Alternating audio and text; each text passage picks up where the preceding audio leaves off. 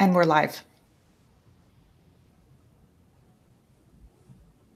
Hello, everybody. Welcome back to our Belong Appartenir Hangout.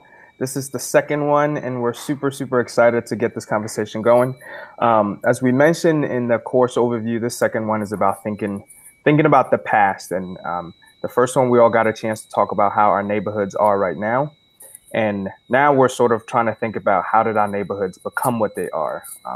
And we're looking at the historical perspective now. So, as I mentioned in the first hangout, my name is Joseph Pico Iwudzi. I teach sociology here at Davidson College. And I am in West Charlotte. Well, not exactly West Charlotte, but I'm in the neighborhoods a little bit north of Charlotte right now.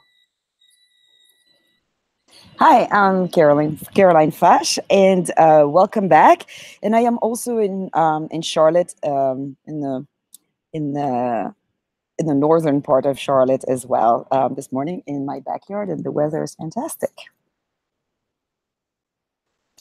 Hi, everyone. I'm Sunday. I'm part of the course team, and this morning I am in Charlotte. I'm in Plaza Midwood area, right off Central. Hi, my name's Annie. I am currently in Winston-Salem, where it is gross and rainy. Hi, I'm Ariana. I am right off exit 30 in Davidson, North Carolina. Hi, I'm Laila Amine. I'm right here in Madison, Wisconsin, and today is bright and sunny. I'm an assistant professor in global Black studies, and I specialize in Francophone literature and culture, as well as African American literature. Here I go. Hi, Laila. Good to see you again. Good to see you. All right. So I think I'm very excited that we get to discuss one of our favorite topics. We've had many discussions about this over the last, I don't know, 10, 15 years maybe. But we want to come back to your piece, the piece that you wrote, which I really enjoyed reading. And one of the things that you talked about, a pride and joy of the French people, the World Cups. So that was great, because that's one of the ways that France is known as well, globally. And I've met a number of American people who were like, "Oh yeah, the French World Cup," and things like that. So in that op-ed that you wrote, you mentioned the World Cups in '98 and 2018 this year, and a bit of your family's history. And I'm sorry, you may hear the plane. I did not anticipate this. I anticipate lawn mowing, but not the planes. I hope it's okay. So you mentioned your family's history, which I thought was really, personal and interesting, to have this insight into a family's experience, actually. And I was wondering if you talk to us a bit more about that history and the history of France at the time when your father arrived, right? You kind of situated it a little bit, but I think because we wanted to talk about how things evolved over time, if you could tell us a little bit more about that time period in particular. Sure, yeah. It's such an interesting generation, and it's known, in the scholarship, they often talk about that generation as having nothing to say, or if they had something to say, we didn't hear it. Benjeloun talks about it as la génération du silence, the generation of silence, because so many of those immigrants who came to France in the 1950s and 1960s didn't know how to read and write. And so we don't have like novels or, essays written on the subject. And oftentimes what we know about them is written by their children. Yamina Ben-Guigui, who you wrote about, Mémoire d'immigrés, she made a movie, a documentary about the experiences of these immigrants. So oftentimes it's filtered through the second generation who is growing up in the 1970s and 80s. And so personally, in my family, and I think it's kind of representative too of an entire generation, there was never this idea that my dad and my mom would stay in France. There was always the orientation was towards Morocco. and saving money and sending money back home. And my dad eventually was able to afford to buy an apartment in his hometown of Fes, Morocco. He would also go back every summer. He would do, the Muslim fast, the Ramadan. He would go back every year for the Ramadan. I don't know how he got away from work. He was working in construction building. And there was no desire really to learn French, to become assimilated in French culture or French society.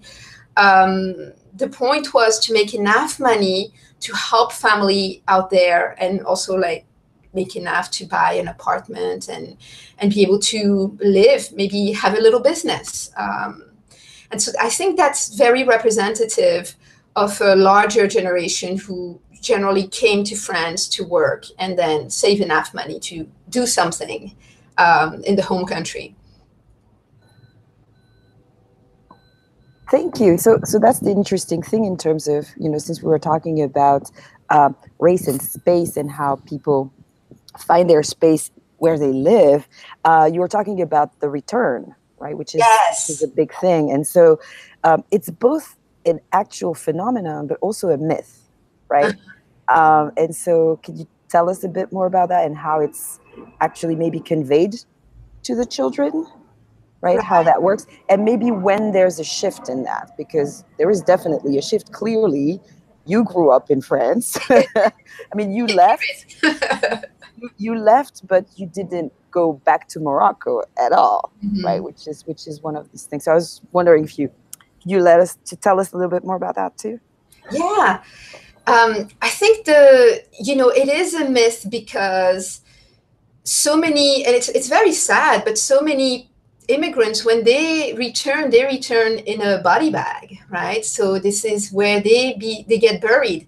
And actually in Morocco, when you have a bank, oftentimes it comes with an insurance for death and repatriation to the country, where you don't have to you don't have to pay for funeral. Everything will be taken into account. And overall, that myth of return never actually materialized for so many immigrants. It is more of a temporary return in the summer or for a year, and then coming back again for health issue. You have better access to health in France, and your family is there, your children are there. And so there is this myth of return that is never fulfilled, but it also brings certain expectations for the immigrant too, that their children are Moroccan. And as Muslim, they should behave a certain way, right? And this is what, brings in cultural conflict that is the stuff of literature, and, the generation of Mehdi Sharaf and other authors who talk about this really well, especially Azouz Begag. I love his work and how he, his humorous portrayal of the cultural conflict.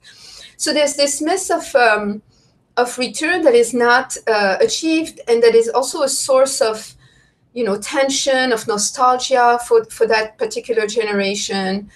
And there's a shift, I think, when these immigrant population in the 1960s and 70s start having children in France. And it's clear on the children's perspective that Morocco is not home, Algeria is not home, Mali is not home, Dakar is not home, and they're not going back.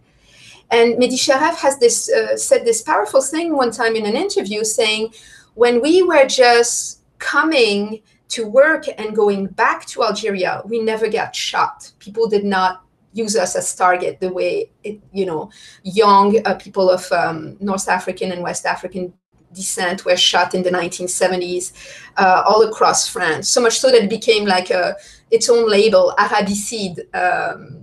And so these things were not happening before, when it was clear that the immigrants was here temporarily and then would be returning to his home country, right? It becomes an issue, and race becomes, and immigration becomes this central issue in the late 1970s, early 1980s, when it is clear that there's an entire generation who has no intention of returning, and who think of themselves as French, as Beur, as, So I think, there's a clear shift in the 1980s. And we have the March, the Beur in 1983 and whatnot, right? Yeah. I wanted to follow up a little bit. So one of the things that we're really interested in, how do you claim certain spaces wherever it is that you are? So around this time, with your father and with the early immigrants, what part of France or what part of Paris did they see as the spaces where they belong? Did they see as like, this is ours? And I'm sure in some ways part of it was, the state controlling where they can be and can't be. But there's also always the underbelly to this story where people have the agency to make home wherever they are at. So I was wondering if you could talk a little bit about the different actual physical spaces in the country or in Paris that they felt like this is what belongs to us, however sort of temporarily that might have felt. Right. So I think that to a certain extent, I mean, personally, I grew up in low-income housing in Brittany, in a city called Brest, and that there was a strong sense of territory, right? That when you were in that particular space, you were safe. You can walk at night, you can do whatever you want. There was a certain sense of strong belonging. And then when I would walk to other neighborhoods, I did not feel as safe. And they were also, low-income housing, but they were not places where people knew me, knew my brother, and knew there would be consequences if they messed with us. And so there was this sense, I remember visiting my friend Habiba, who lived in an area with a high concentration of immigrants in Pont-à-Nisène, and she would walk me to the edge of her neighborhood and say goodbye, because I was walking home really late after we, watched TV very late. And then I would start walking home, and I didn't feel safe until I entered my kind of my neighborhood. But also in the literature, in the fiction of the bird generation, there's a strong sense of belonging to a particular neighborhood. And also a desire, for instance, for those who are raised in the Parisian low-income suburbs, to rewrite Paris from that perspective, because they're Parisian, but they're Parisian from the banlieue. And so there's a desire to say, hey, my Paris doesn't look like yours. This is the Paris we live in. This is the Paris of, of crime, of, insecurity in neighborhoods and whatnot, unemployment. And there's a desire to document that, to serve as a sort of a witness for that. And to talk also about the powerful friendship that developed in these spaces. I mean, our best friend was French and lived on the ground floor. We were on the second floor. And he was always, eating at our place. We were sleeping down at his place. And there were these working class, cross-racial solidarities that still to this day shape the way I look at French society as well, and that I felt was never represented in the media's representation of what Paris looks like or what France looks like. And so that's also something that still to this day, when I go back to the neighborhood, there's a feeling of a strong sense of being home, even though I might not recognize everybody there. There's I don't know if it's an embodiment or the body remembers. It's a safe space here. Yeah, fantastic. Thanks, Laila. I just wanted to follow up because we have, I guess, similar experiences, except in different regions. So I grew up in Lille, a city in northern France, on the Belgian border, which has a huge immigrant population. It's a bigger city. And the interesting thing about what Laila was saying and the sense of belonging to a neighborhood or quartier, right, or a cité, they have names. Or schools have names. And when you mention the name, everybody who's been to that school or who lived in that neighborhood knows exactly what it means. And it's not just, oh, we're all immigrants or things like that. They have specificity as well, right? So if you grow up in that neighborhood versus that neighborhood, there is a specificity to that neighborhood, which could be there's more Algerians in there, right? More than Moroccans, or there's more people from sub-Saharan Africa. So they have their identity in that way, right? And so that was interesting because every time I say, oh, I went to school there, immediately people know what we're talking about. And I think it's not very different than what you would see about some high schools. When I've heard people talk about going to certain high schools in New York City, right? And so I think that's just to bridge that and to make it, perhaps to make this experience translatable to people who grew up in the United States. That's what I've managed to understand. But interestingly, I lived in a suburb of Lille, which had it was what we call the cité dortoir, which is where people go to sleep. So they work in the city and then they go to sleep in those suburbs. And the suburb in which I grew up had both at the same time. So very rich neighborhood and low-income housing. I mean, on two ends of the spectrum in the same city. And there was nothing in between, right? And so, interestingly, because of the public school system and the district of schools, we were all in the same schools, right? So in that place, you kind of had to all be together in a way, right? So I had a very different, because the town where I grew up was smaller, right? It was one subway stop away from uptown, and yet we could navigate all of that space. Now, when we were outside of that town, it was different.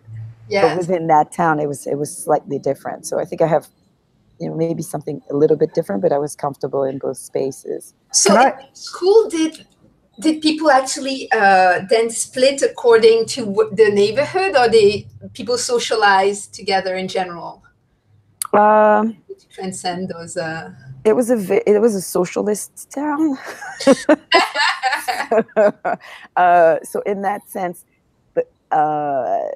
the class would be, and your political beliefs would kind of dictate what you were doing. And so because it was a socialist town, there was, don't get me wrong, there were two schools, not just one. There were, but because of how the town was organized, part of the richer neighborhoods had to go to school with the other ones, and in both schools. So it was not just one school with the low-income housing and one school with the, upper middle class. So both schools had all of us represented. And so, I had friends who had just come from the Ivory Coast and were starting school then, and people from the Maghreb who were born in France and were there. So it was just really diverse in that sense. And then we had the doctors' kids who were there too. But we were separated within the school. But I think Pico has a question. Can I ask a question to the both of you? Because this is really interesting for some of us who are more familiar with the American context. So you both talk about these neighborhoods, and for both of you, it was very clear when you were leaving the boundary of one neighborhood and entering the boundary of another neighborhood. On what basis were those boundaries drawn? In America, we think about those boundaries being drawn almost always on a racial basis. But it seems like you all are talking about something a little bit more complicated than race. This is also, for Laila, connected to your op-ed that you wrote for us. You mentioned for both of, in your piece, and when we spoke to Jean Beeman, the sociologist who also writes about the banlieues, you both think and talk about race in really important ways. And when I read your piece, I'd never really read anybody. I've never really read anybody write anything about France in that sense, where it seems like race was more pronounced in your assessment of what France is than in anything else about France in my very limited sort of reading. So I was wondering, one, talk about the basis on which these boundaries are drawn and what role does race play in that, and how these boundaries are drawn. So this is one thing that is really interesting is how racially mixed these neighborhoods were. So what defined them, and I think this is joining Caroline's point, is that it's class, right? You live in low housing income. The government is kicking out a part of your rent, and this is why you're able to afford to you're able to live there.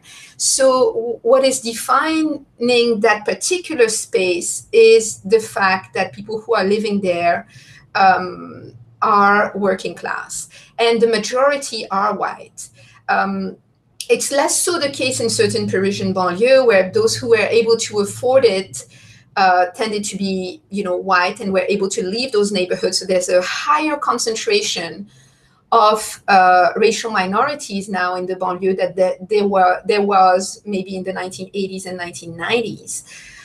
But in my particular neighborhood, class was really what was distinguishing or making, the neighborhood. You knew that you were entering an area of working class families, and the children were playing late until 11 p.m., 12 p.m. I mean, we would just be outside until we couldn't stand it anymore. We really needed to sleep, but it wasn't defined by race. So class was an aspect at the same time as race was important in how we were perceived, the kids who were from immigrant families.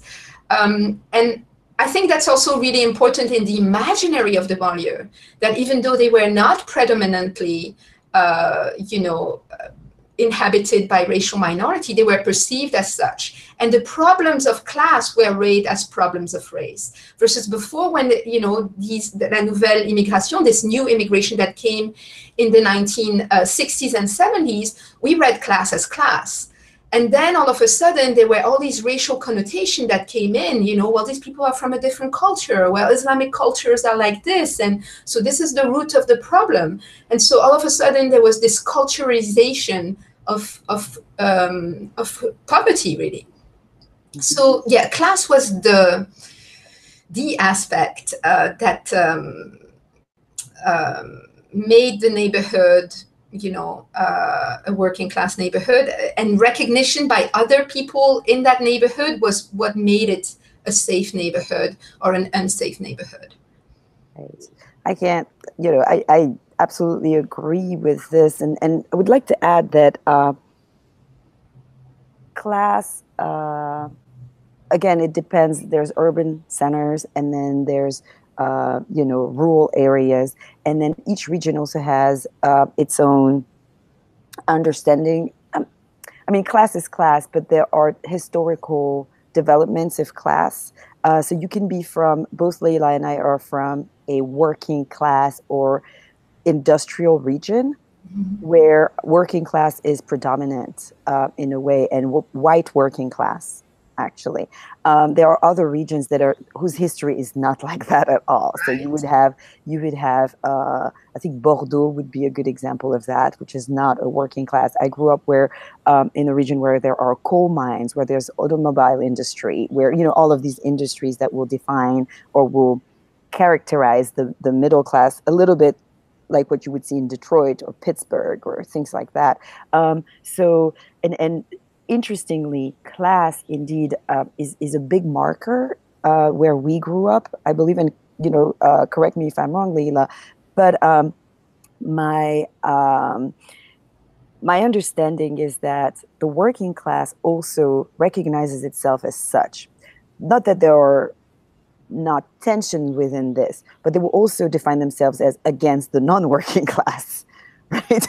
So that happens. And indeed, where I was growing up and where I worked for a very long time, doing inner city camp counseling and things like that, the majority of the working class poor in great difficulty was white, right? But they had no other choice but live in low-income housing, or HLM as we call them. So it's subsidized housing by the government, and there's a bigger mix,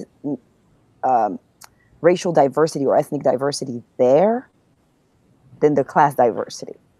But one of the things that you mentioned, the term that you used in your piece, Laila, is that you said France's, and I think you were citing somebody, have made a choice of ignorance when it comes to race.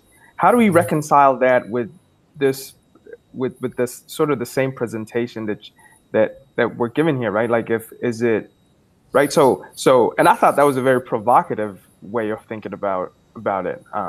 The census does not identify different racial groups in France, and you call that a choice of ignorance. Talk a little bit more about that. Is that Is that really provocative in conversations like these in France, or talk a little bit about that if you don't mind. The choice of ignorance, I would love to have coined that, but it's actually a sociologist, Patrick Simon, who works at l'INED, the Demographic Center, who labeled this the choice of ignorance in the sense that there's a strong paradox in France that we talk about race all the time without necessarily naming it, without saying the term race. We talk about race in political speeches, in public debates, and yet when it comes time to talk about race in terms of, inequities, which are, sociologists have to reconstruct, studies where they have people going into nightclubs or sending CVs and then having all those CVs rejected. They have to construct sort of recreate certain experiences to account for inequities. If we had in the census a category of race, we will be better able to account about social and racial discrimination in all field of social life in France, but we don't have that. But I also understand that this comes out of a very dark, Vichy history where Jews had to wear the yellow star. So there is something about having the state mandate that you disclose your racial background and your ethnic background that is also highly problematic. Yes. Yeah. But there's other ways of looking at it too. You can think of people willingly sharing their ethnic background, and that's another way of measuring, differences. So, but there's not even a desire, and I think Patrick Simon was talking about that. There's not even a desire to have an open conversation about that possibility of ethnic statistics, and I think that. That's where the problem is, right? That we talk about race all the time, and yet we don't want to open that door. Why is that? Why is that viewed as such a dangerous door to open? Well, because race is often looked at as an Anglo-Saxon importation. This is what happens in the United States. And look at how divisive it is in American society. Supposedly it comes out of the focus, right? So there's this idea that if you focus on race and people identify with a racial group, they're no longer going to feel part, or, this is the question of belonging, that they belong to the French nation, that they are French. All of a sudden there is these other interest group that are taking over.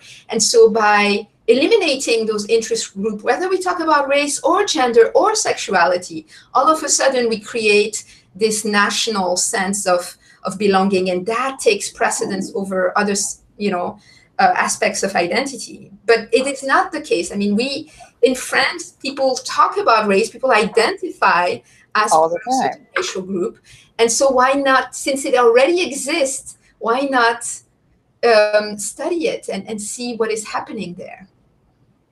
There's also been a desire, a strong desire to define Frenchness is us versus them, and you had to define them. Who are they?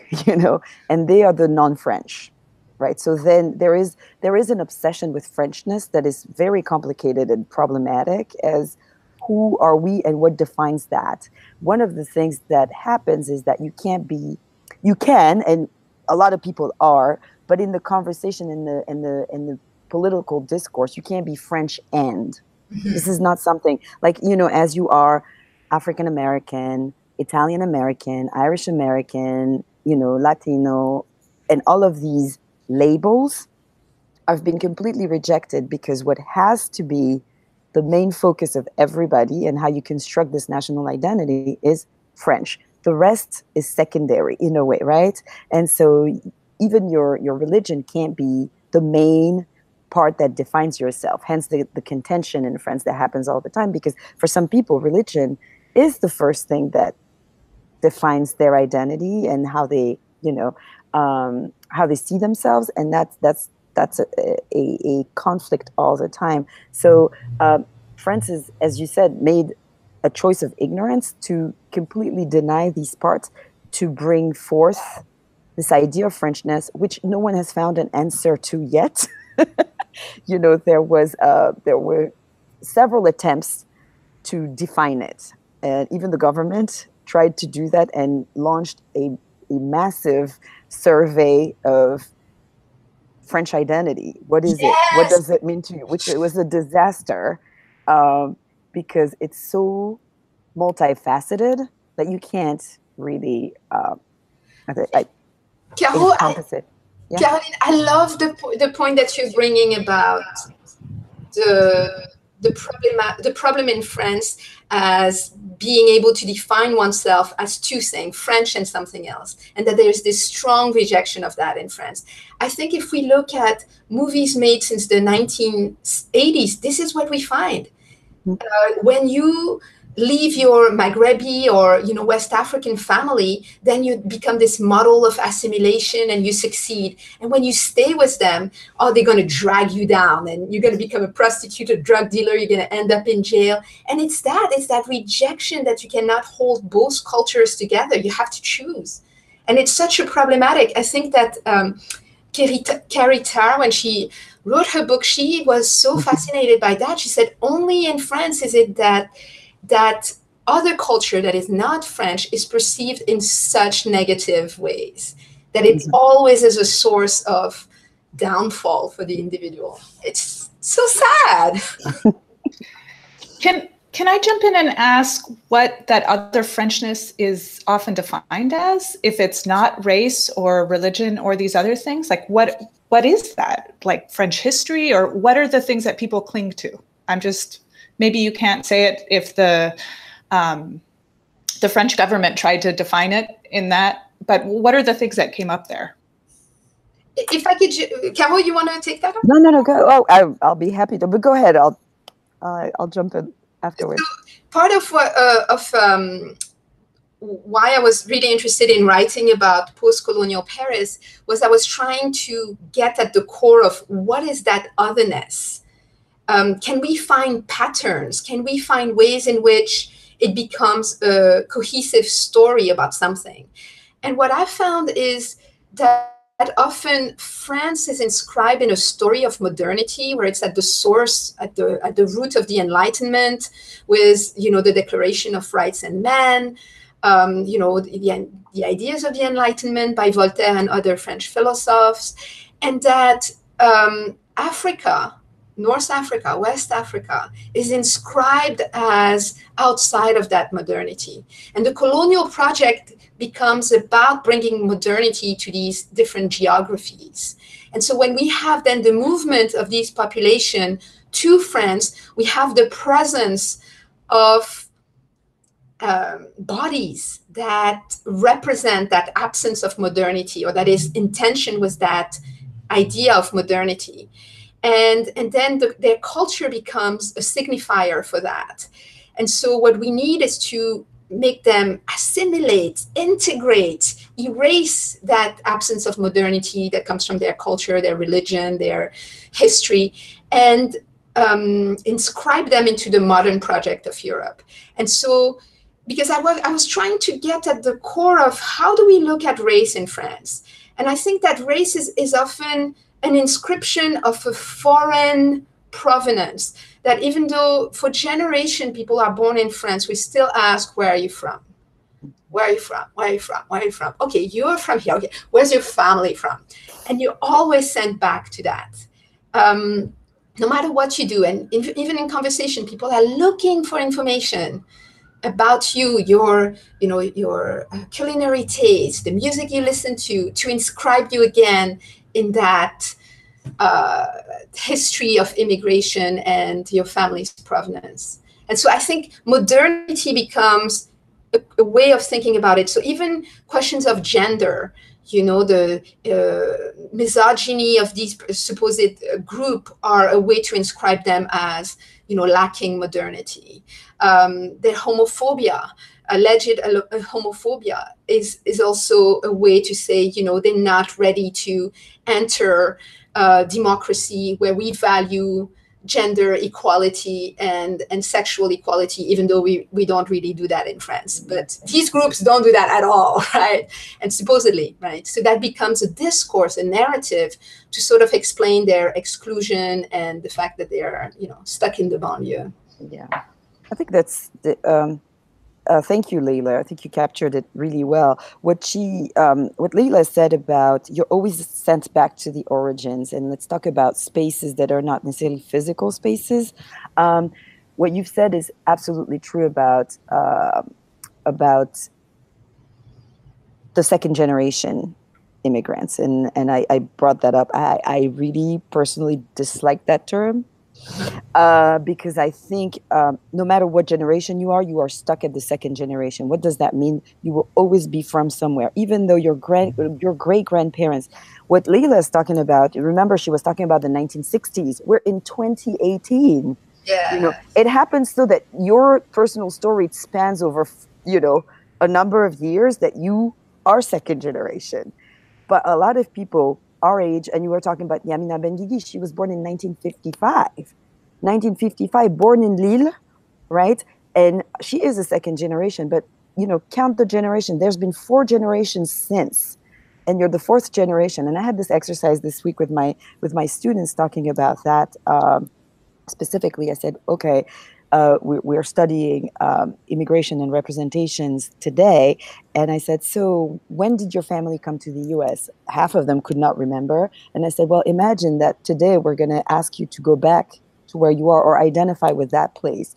And they couldn't answer that. And I said, we have students today in France, just like you, whose families have been in France for now 4 or 5 generations.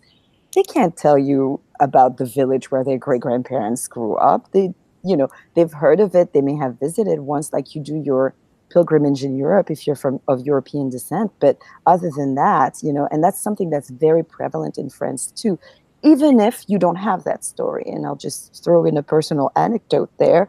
I don't have, I said I was born in France, personal story. My mother is from that region, and my father isn't. And my father doesn't live in France, and my father isn't French. And my father did not immigrate. So I don't have an immigration story to tell you, because this is not the story of my family. I also don't have a story to tell you, an exotic story to tell you about my origins, which would make you very happy. But I am just like a plain northerner who speaks the local dialect, which is not, that exciting. But as Laila said, where are you from? And I've said, well, I'm from Lille. I grew up there. I have a very specific accent too. So we were talking about markers of belonging or not. Your accent is going to determine where you're from as well. Your regional accent, and then, there are other markers that are also class markers. And people insist, well, but where are you really from? I am really from Lille. That's all I can tell you. And, they will go with, oh, are you from Martinique or Guadeloupe? I have to bring some exoticism to that story. Otherwise, it's not, I don't know, it's not exciting enough, I guess. There is that fascination too with foreign origins, and exoticism is also part of French history. So yeah, I just wanted to add these things about second generation. Yeah, I also really like the point that you're bringing up, Dr. Fash, about how we have this sort of expectation of what we want, like when you're saying we would want something exotic. And maybe this is just like an indication, again, of my like American perception of race. But I was really shocked when, Dr. Amine, you brought up the lower income neighborhoods, and I don't want to mispronounce it. I think it's banlieue. How am I doing? Yeah. Okay. I was really shocked when you pointed out that the lower income neighborhoods were actually not predominantly immigrant communities, but populated a lot by working class white Asians. It just sort of reminds me of the way in the United States, when we think of social services, there's this like dominant narrative around social services being sucked up by like ethnic minorities, either immigrants in the United States or, the infamous image of the welfare queen. And that was sort of something that's been going through my head. And I'm sort of more curious about what the role is of working class white Parisians in perpetuating these systems of racial discrimination, or like how these lower income neighborhoods have also changed demographically recently, or if that's, I'm really interested in digging into that more. So I don't know who has something to speak on that, but thank you for bringing that up. I love that question, especially the part that you highlighting about, that you're surprised about the banlieue being racially mixed. I think that, this is something that distinguishes it from the projects in the United States, for instance, that tend to be racially homogeneous compared to the banlieue in France. In terms of, this is also something that is interesting, is that in the rhetoric of politicians, they make it sound like all French people are middle class, except for, those immigrants in the banlieue that are creating crime and whatnot. But when we go back to the physicality of neighborhoods, what we find is, a certain racial mixity, as well as cultural fluidity. So my family used to go back to Morocco every summer, and we would take a bus, and it would take 3 days to drive all across France. We go through Nantes and all that, go all through Spain and to reach Morocco. And my mom was talking about one of the person who was next to the bus, and he looked French to her. So she started saying things in Arabic about how he needs to move, otherwise we're not going to be able to carry our suitcases and whatnot. And he looks back at her, he turned his head, and he answered in Arabic. And what it is that he grew up in a neighborhood where, all his friends were speaking Arabic, and in those families, they were speaking Arabic as well, and he picked it up. He was able to hold, a basic conversation, and she was completely shocked. And it happened to her in markets. And so there is a certain fluidity, there's a certain living together, vivre ensemble, that is not accounted in those broader narrative about the problems of cohabitation created by these immigrants who, cook differently and who really don't take care of their children and let them roam and whatnot. There's something there that is happening. And I find that in literature and in films, people are trying to capture that. That's true. And you also don't give agency to immigrants, right?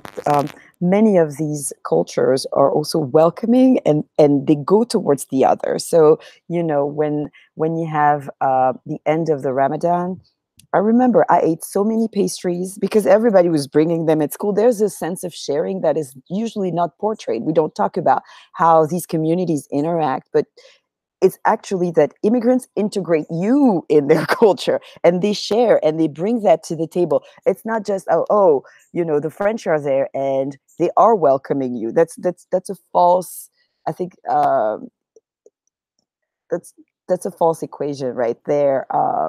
That doesn't work like that. I think one of the things that Laila is saying as well is that when we think about borders and spaces and the boundaries of that, I think that's super important. Is immigrants traverse borders very differently. Europe becomes the map, and you had to go through a bunch of countries. The networks go way beyond your neighborhood and way beyond your city, because the countries are connected in different ways. So, and along the way, you will see points where people stop and know people and things like that. So I think that's also interesting, which I may not happen necessarily in the US in the same way, because the access to the other country, you can't go there by bus. It's just not possible. So there's a geographical reality there that's different. One more thing that I want to say, we talk about the banlieues as on the outskirts of Paris. There are neighborhoods in Paris that are also racialized, that are inhabited by specific groups. I can talk about Château Rouge. If you go to Château Rouge, everybody's a Black person in that neighborhood. If you go to Barbès, it's a very different landscape, because people tend to be of North African descent, and they're not outside of Paris. They're in Paris, right? And there are communities that are formed. Belleville is Chinese predominantly, and Chinese, not just Asian, but Chinese of Chinese descent. And so it's interesting to think that the banlieues are the only places where you have representations of other groups. This is absolutely not true. So can I ask perhaps a closing question? When we talk about these in the constructions of especially homogeneity in different neighborhoods in the US, one can't tell that story without talking about the explicit role of the state, right? There's a fantastic book out by Richard Rothstein called The Color of Law, where he points to the very making of homogeneous public housing and the role of the Federal Housing Authority in explicitly creating the suburbs and putting laws on the book to make it homogeneous. Is there such a story in France? Is there an explicit, not nuance, but like an explicit role of the state at whatever level in creating homogeneity in different spaces in neighborhoods or towns or so on and so forth? Yes, there is, and sometimes the question of gender is part of it. So neighborhoods of Paris, so pockets of Paris like Barbès, as well as suburban areas of Paris like Nanterre and Gennevilliers, there were those hotels that were just for men, and they tended to have male workers who shared one room with lots of beds. Some would sleep in rotation in those beds. And the rule was that no women were allowed in these particular spaces. And later on, there were also rules about, not explicit rules, but that generally when the banlieue were first built in the 1950s and 60s, the first person the first residents who were able to move in there tended to be native and French. Algerian immigrants and whatnot who lived in the slum applied and didn't get into those neighborhoods until the late 60s and early 1970s. And so there also been some scandals in France about certain words that were written on application and that identified certain groups as Maghrébin and North African and whatnot. And so these tend to be implicit kind of rules. And at other moments, they were explicit, like the dortoir, the cité dortoir, they were all male. And implicit rules even, pertain to things like prostitution. There were different entries for North African immigrants to enter the bordellos and to come up the stairs. And so there were also certain areas that were not open to them. And they developed their own cafes, their own, bordellos as well.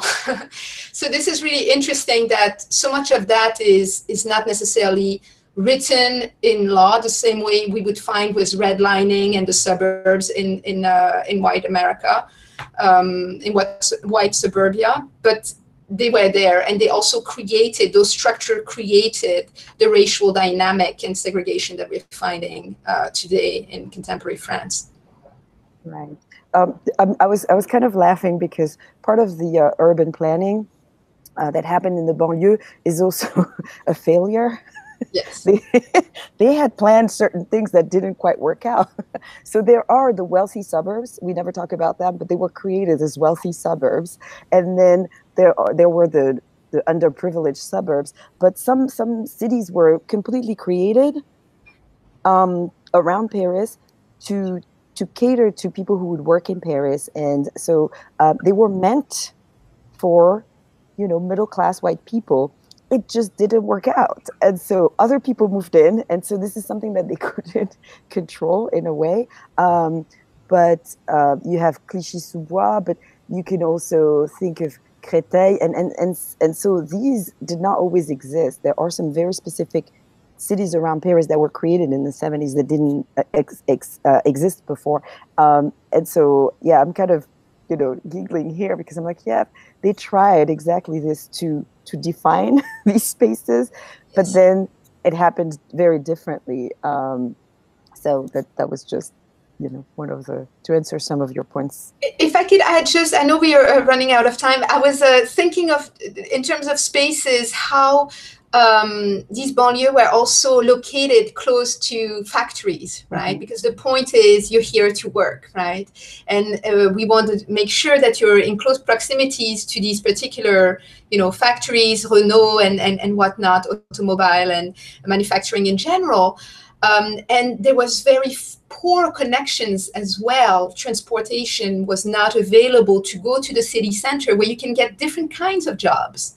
So again, like this structure is also sort of reproduced by lack of access. And this is what we are finding too with the banlieue today that are, have such a a large portion of racial minorities who are not able to get to the city center and to get other jobs. They have to commute. It takes a long time. You have to be able to afford to commute and whatnot. So I think this is also an issue of structure that then reproduces the kinds of inequities we're seeing in France.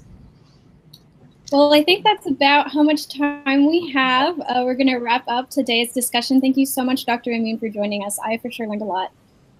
We're really lucky that we had both Dr. Foch and Dr. Amine, who are speaking both from, obviously, an educated studying this very intensely perspective, as well as their own personal perspective. And so for this activity this week, we wanted to encourage people. We are calling the activity Dig Into Community History. So we wanted to encourage folks to actually go to people that they know who have been living in the neighborhood for a while to actually ask them some of these questions. And I'm really remembering this quote that Dr. Amine had said earlier in this conversation, this idea of embodiment and that the body remembers, and that we don't actually necessarily have to have studied in the academy something for 20 years to be able to speak to our history about it. So we really would like to encourage folks to reach out to people that they know that might be interested and maybe get some of the answers to these questions that we're exploring for their own communities. And with that, I think we are wrapping up. Thank you, everyone. Thank you so much.